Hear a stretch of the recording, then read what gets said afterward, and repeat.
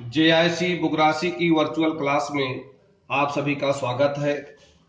मैं आपका गुरु अजय कांत तिवारी इस क्लास में आप सभी का स्वागत और अभिनंदन करता हूं। क्लास 12th की सब्जेक्ट मैथ्स के पहले चैप्टर के एक न्यू टॉपिक फलन, फंक्शन, फंक्शन या मैपिंग या प्रतिचित्रण के बारे में हम लोग अध्ययन करेंगे। तो सबसे पहले आप ध्यान से सुने और देखें। कोई संबंध F, संबंध को आप R से भी डिनोट करते हैं क्योंकि संबंध की अंग्रेजी भाई रिलेशन है। फलन की इंग्लिश है फंक्शन, तो फंक्शन का पहला अक्षर F है। तो आज हम इस संबंध को F से ले लिए हैं। आप संबंध को G से भी लिख सकते हैं, H से भी लिख सकते हैं, I से भी लिख सकते हैं, K से भी लिख सकते हैं, R से भी लिख सकते हैं। कोई भी आप अक्षर इस्तेमाल कर सकते हैं, बड़ा या छोटा। तो मैंने एक संबंध लिया है F समुच्चय A से समुच्चय B में।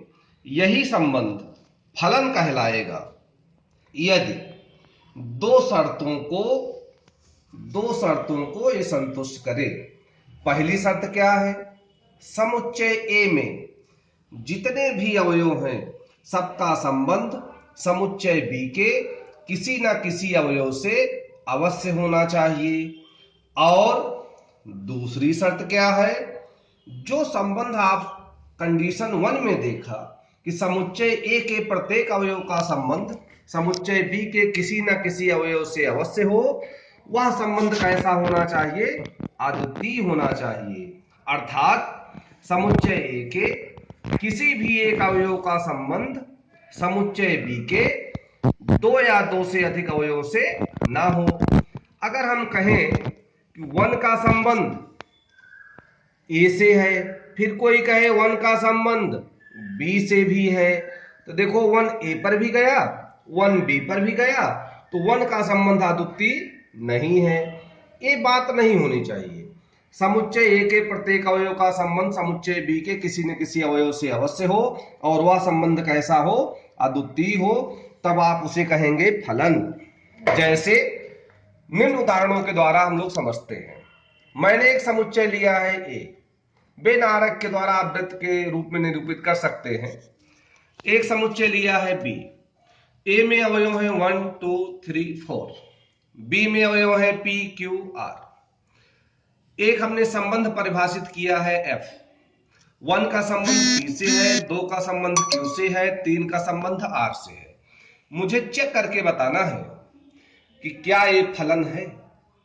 तो प्रत्येक संबंध फलन नहीं होता है, लेकिन प्रत्येक फलन संबंध होता है। अब जो फलन में आपने दो शर्तें पढ़ी थी, अगर वह इसमें संतुष्ट होती हैं तो फलन है, अन्यथा ये संबंध है। तो हम इसको रोस्टर रूप में लिख सकते हैं। 1 का संबंध P से है तो 1, P, 2 का संबंध Q से है तो 2, Q, 3 का संबंध R से है तो 3, R। अब चेक किया जाए फलन है या नहीं। तो कैपिटल A के सभी अवयवों का संबंध B के किसी न किसी अवयव से होना चाहिए। तो 1 का संबंध है, 2 का संबंध है, 3 का संबंध है, लेकिन 4 का संबंध नहीं है, इसलिए यह फलन नहीं है। अब दूसरी शर्त भी आप देख सकते हैं।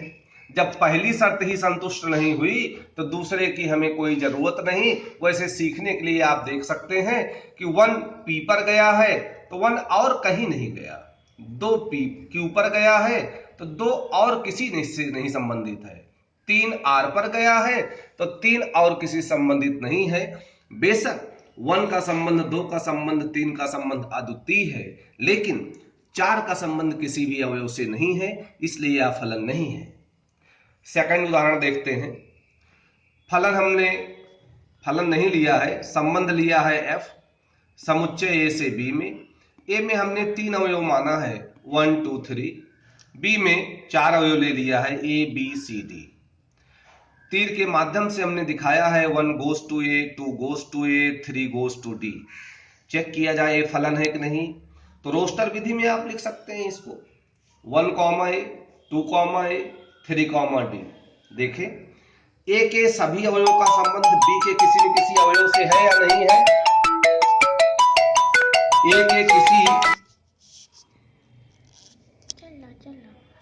ए के प्रत्येक अवयव का संबंध बी के किसी न किसी अवयव से है या नहीं, इसको देख लें पहले। तो है, यहाँ एक का भी है, दो का भी है, तीन का भी है, सबका संबंध है। क्या वह संबंध अद्वितीय है? अगर 1 ए से संबंधित है और कहीं नहीं गया, 2 ए से संबंधित है और कहीं नहीं गया, 3 डी से संबंधित है और कहीं नहीं गया, तो कैसा फलन है ये?